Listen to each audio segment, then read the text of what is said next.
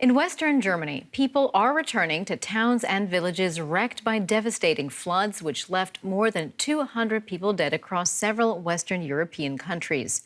Well, now, weather forecasters have announced there's more rain to come, causing new worries for people still busy digging through the mud and trying to come to terms with their losses.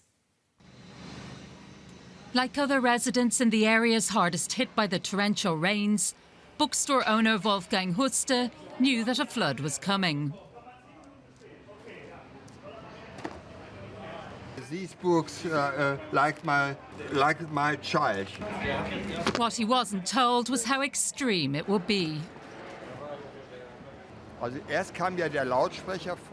First, the fire brigade came and said, please leave all buildings within 50 meters of the river or move to higher floors. And then, about 10 minutes later, if I'm not mistaken, there was a short siren alarm. I also briefly heard church bells. Then it was over. There was a deathly silence. It was spooky, like in a horror film. With cleanup efforts underway, the extent of the damage for local businesses is becoming clear.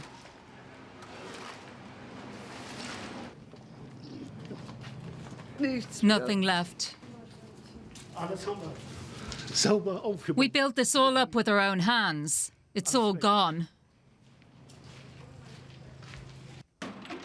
Anger is swelling about why multiple systems designed to warn people of the impending disaster all failed.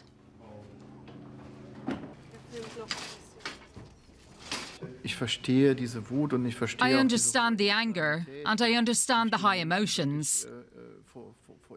People are looking at a life in ruins. Some have lost relatives. There were many dead. I can understand the anger very well.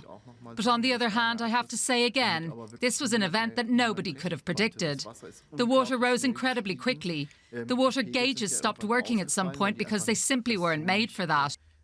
Nobody could have foreseen this. It was a situation where the water was twice as high as the last floods or more.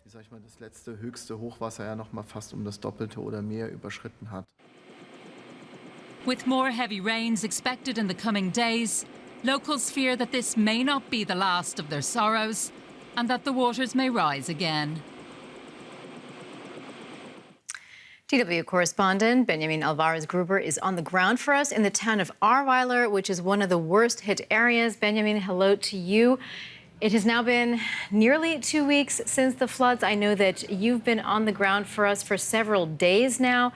How are things looking at this point?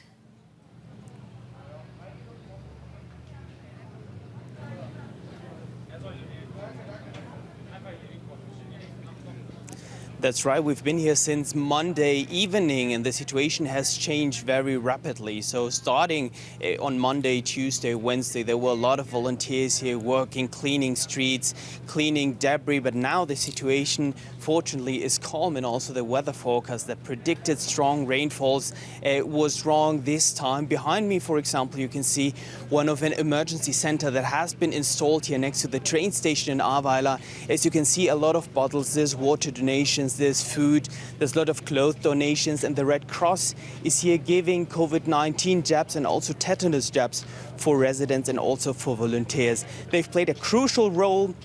People coming from all over Germany to help also with this rescue efforts. But now, so Sunday and Monday, they've been asked to not come to this place as they could cause huge traffic jams. Yesterday, we were stuck in traffic for 2.5 hours to come here from the city of Bonn. So now we have a big cleaning operations, and a lot of trucks are carrying debris out of the city. That's not that easy either, because there are several bridges here that have been destroyed. So there are not so many entries to the city. But overall, the situation is relatively calm here. All right, so we can see people have been getting organized, and yet for many who lost their homes, I think now only the shock must be really setting in. And I'm just wondering, where do people go who have no home to sleep in?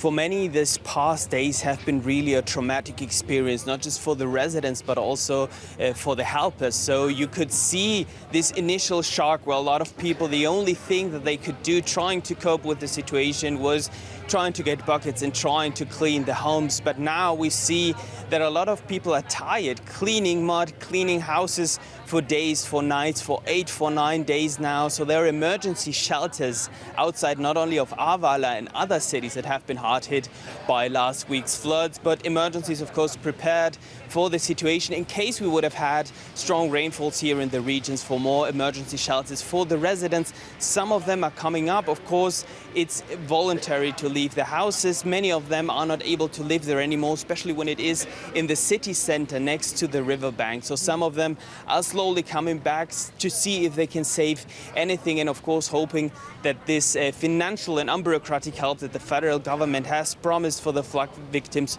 will be quick and will help them to recover and continue after this tragedy. DW's Benjamin Alvarez-Gruber reporting for us from Ahrweiler. We thank you so much.